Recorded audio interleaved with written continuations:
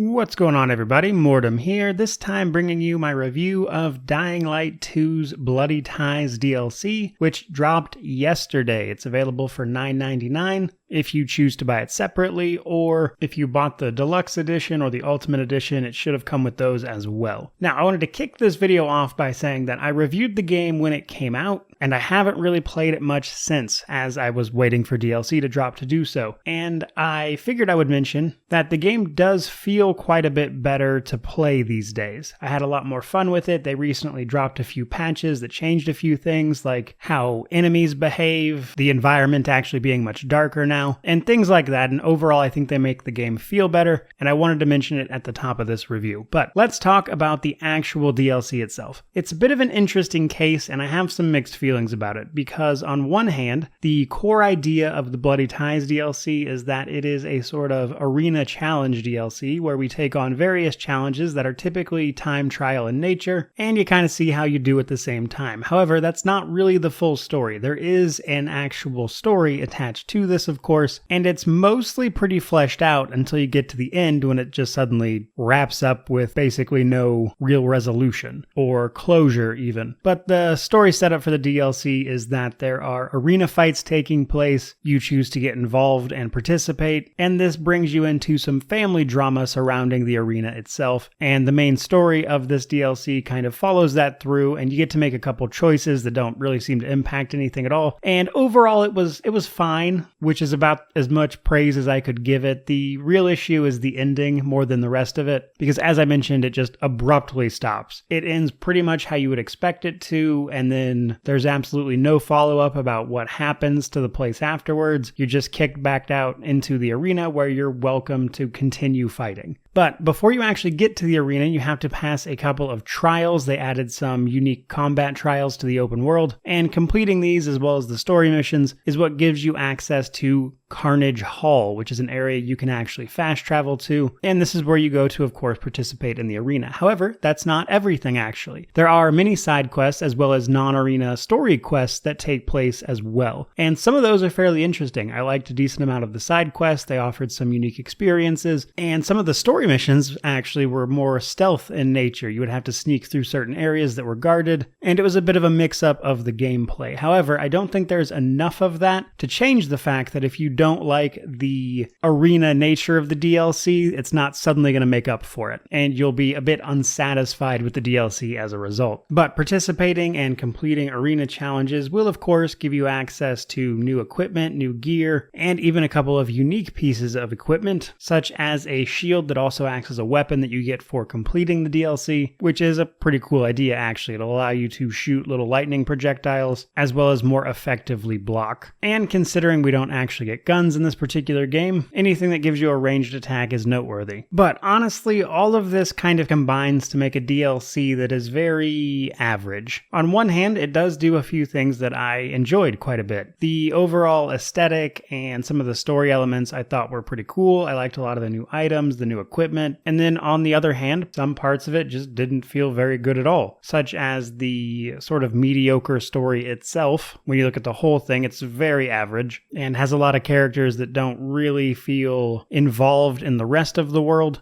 The new enemies that were added are basically just elemental versions of enemies that already existed. And honestly, the main premise of the DLC is already a bit polarizing. A lot of people don't like time trial style stuff. And while the DLC does add a fair bit of content, roughly 10 to 20 hours, depending on how quickly you go through it, it's just going to be a tough sell for some people. Now, for the people who have already paid for it via the Deluxe or Ultimate Edition, yeah, it's probably worth checking out. But as a standalone purchase, if you don't like the idea of time trial arena stuff, then this just isn't for you. It does do other things, but the main thing is time trial arenas. Now, on the flip side of that, it's relatively cheap. $9.99 is what I would feel comfortable paying for this, and it's what I did pay for it. So to wrap this video up and just kind of succinctly state it, it's a very average DLC. The story's okay, but nothing to write home about. The new equipment's cool, but there's no real truly new enemies, and the main draw of the DLC is inherently polarizing. So at the end of the day, if you like the idea of the arena, then yeah, go for it. It's pretty solid. You'll get some decent time out of it. It's not bad for $10, but it honestly doesn't strike me as something that's going to see a lot of wide appeal, especially like 9 months after the game released. But that's all I've got for you guys today. Hope you enjoyed the review. If you did, like, comment, subscribe, all that YouTube jazz. But regardless of all that, truly just thank you so much for watching. I really do appreciate it. May you wander in wisdom and have an amazing day.